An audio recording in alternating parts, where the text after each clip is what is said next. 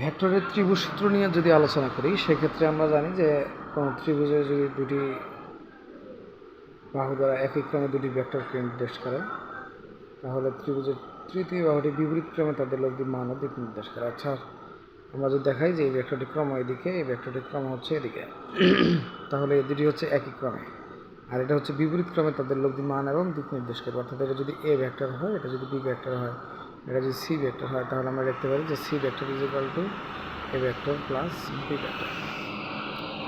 কিন্তু প্রশ্ন দেওয়া থাকে এরকম যে তিনটি ভেক্টরই হচ্ছে একই ক্রমে, এটা এদিকে, এটা এদিকে, এটা এদিকে। এক্ষেত্রে কীভাবে কাজ করতে হবে সেটা যদি আমরা দেখতে চাই তাহলে আমাদেরকে কী করতে হবে যে দুটি ভেক্টরকে একই ক্রমে রেখে অপর একটি ভেক্টরকে বিপরীত ক্রমে নিয়ে নিতে হবে। যেমন সাপোজ এটা যদি দেওয়া থাকে যে এল ভেক্টর, এটা যদি দেওয়া থাকে এম ভেক্টর, এটা যদি দেওয়া থাকে এন ভেক্টর, সেক্ষেত্রে আমরা যদি চাই যে এম আর এনকে একই ক্রমে রাখি আর এটাকে বিপরীত ক্রমে বানাই দিই। বিপরীত ক্রমে বানানো মানে মাইনাস ধরে দিলেই হবে যে minus L vector equal M vector plus N vector. So এখানে যদি আমরা এটাকে এক লাইনে নিয়ে নিই যে মাইনাস এল ভেক্টরটা এই পাশে দিয়ে দিলে তাহলে আমরা লিখতে পারবো যে M vector plus N vector plus L vector equal 0।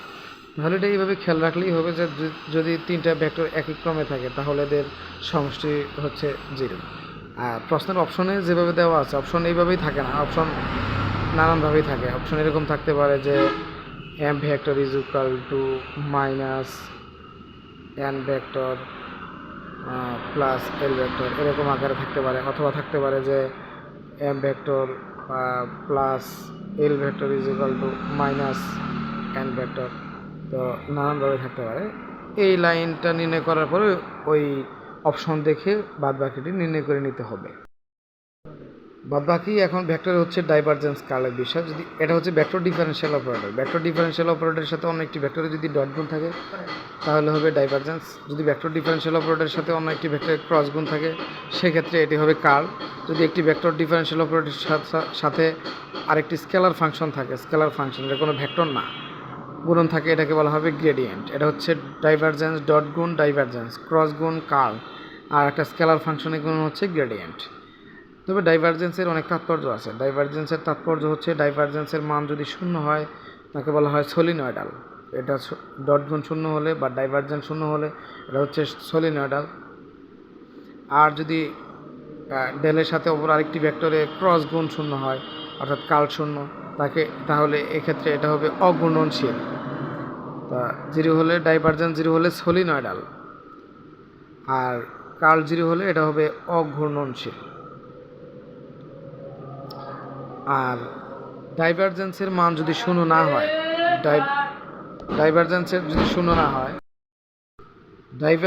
মান যদি শূন্য না হয় অর্থাৎ যদি ধনাত্মক হয় ডাইভারজেন্সের মান, সরি এটা ভি, ডাইভারজেন্সের মান যদি ধনাত্মক হয় সেক্ষেত্রে কি হবে? সেক্ষেত্রে হচ্ছে আয়তন বৃদ্ধি। আর আয়তন বৃদ্ধি মানে হচ্ছে একটা বৃত্ত থেকে বাইরের দিকে তীর চিহ্ন থাকবে যে আয়তন প্রসারিত হচ্ছে, এরকম বোঝা যাবে। আর ডাইভারজেন্সের মান যদি ঋণাত্মক হয় সেক্ষেত্রে মনে রাখতে হবে আয়তন হ্রাস। আর আয়তন হ্রাস মানে বাইরে থেকে ভিতরের দিকে একটা তীর চিহ্ন থাকবে যে আয়তন সংকুচিত হচ্ছে। আর ডাইভারজেন্সের মান 0 হলে সলিনয়েডাল, সেক্ষেত্রে কি হবে? ডাইভারজেন্সের মান 0 হলে সলিনয়েডাল, সেক্ষেত্রে চিত্র হবে এরকম যে আগত ফ্লাক্স এবং নির্গত ফ্লাক্স সমান, অর্থাৎ যতগুলো তীর চিহ্ন ভিতরের দিকে প্রবেশ করতেছে ততগুলোই নির্গত দেখা যাবে।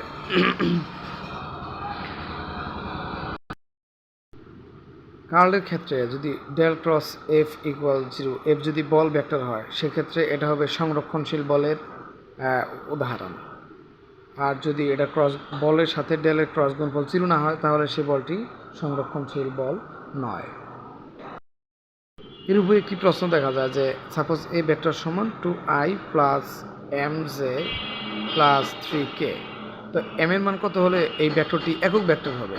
তো একক ভেক্টর মানে এই ভেক্টর মান 1 হবে। তার মানে আমরা জানি মান হচ্ছে root over 2 square plus M square plus 3 square equal 1, আর রুটটা ওই পাশে ট্রান্সফার করে দিলে হবে 1 স্কোয়ার। তার মানে 4 plus M square plus 9 equal 1, 13 M square equal হবে 1 মাইনাস, এটা ওই পাশে ট্রান্সফার করে দিলে হবে -13।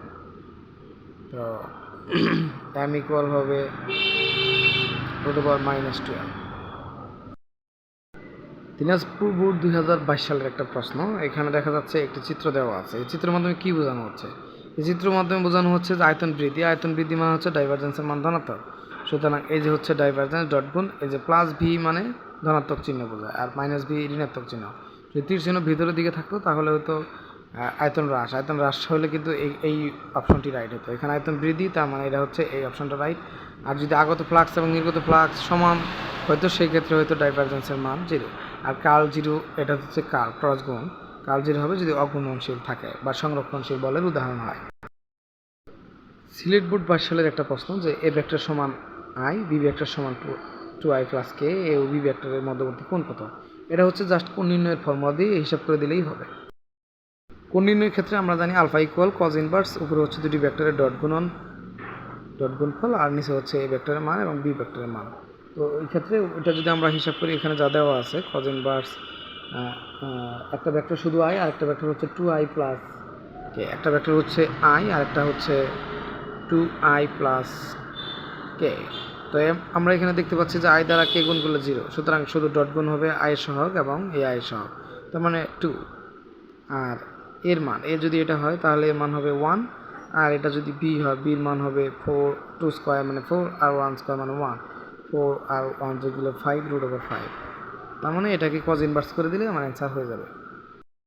প্রশ্নটিকে আমরা যেভাবে অ্যানালাইসিস করব সেটা হচ্ছে যে একটা চিত্র দেওয়া আছে, চিত্রে এদিকে হচ্ছে বি ভেক্টর, এদিকে এ ভেক্টর, এদিকে পি ভেক্টর, এদিকে কিউ ভেক্টর। এ ও বি যে তলে আছে, পি ও কিউ সেই তলের উপর লম্ব। তাহলে এ এবং বি যে তলের উপরে আছে, পি ও কিউ এটা হচ্ছে তার উপর লম্ব দেখাই যাচ্ছে যে এখানে লম্ব।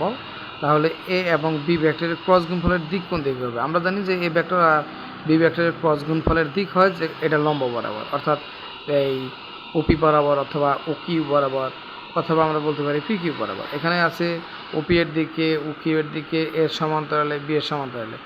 যেহেতু এটার সাথে ডান হাতি স্ক্রু নিয়মে স্ক্রুটি হচ্ছে বি থেকে এর দিকে ঘুরানো হবে।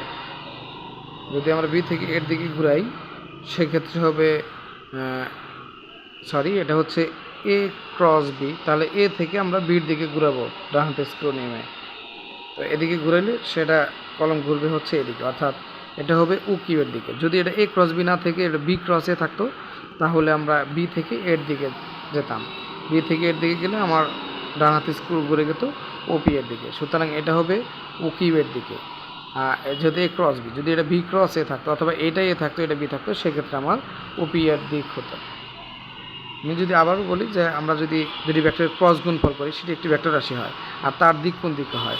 সেক্ষেত্রে একটা ভেক্টর যদি এদিকে হয়, এই ভেক্টরটা যদি হয় পি, আর একটা ভেক্টর যদি এদিকে হয়, এই ভেক্টর যদি হয় কিউ, আমরা যদি গুণ দেই P vector cross Q vector, তাহলে ডান হাতি স্ক্রু নিয়মে পি থেকে কিউ এর দিকে যাবে। পি থেকে কিউ এর দিকে গেলে আমরা যে এদিকে পাবো, অর্থাৎ এটা যদি আমরা আর দেই তাহলে লব্ধি পাবো হচ্ছে আমরা ও থেকে আর এর দিকে। আবার যদি এটাই কিউ ক্রস পি দেই, কিউ ক্রস পি দিলে সেক্ষেত্রে কিউ থেকে পি এর দিকে যদি আমরা যদি আসি সেক্ষেত্রে আমরা পাবো হচ্ছে এদিকে, অর্থাৎ এটা যদি আমরা আর প্রাইম দেই সেক্ষেত্রে হবে এটা ও আর প্রাইম। একটি ভেক্টর দেওয়া আছে, A vector is equal to 9i, B vector is equal to 1/9i। প্রশ্ন করা আছে, এটা রাজশাহী ক্যাডেট কলেজের প্রশ্ন। তো এই ভেক্টরটা পরস্পর কী? তো যেহেতু একটা 9i আর একটা হচ্ছে 1/9i, তাহলে আমরা ধরতে পারি এক নম্বর হচ্ছে ভেক্টরটি হচ্ছে বিপ্রতীক ভেক্টর। আবার আরেকটি অপশন আছে ভেক্টরটি লম্ব কিনা। এই ভেক্টরটি কিন্তু একে অপরের উপর লম্ব। আমরা দেখব যে যদি সহগদ্বয় একই থাকে, যেমন মানে একক ভেক্টরের যে যেমন একক ভেক্টর দ্বয় যদি একই থাকে, যেমন এটা i এটাও i, তাহলে এরা পরস্পর লম্ব। জের উপর পরস্পর লম্ব, কে এর উপরে পরস্পর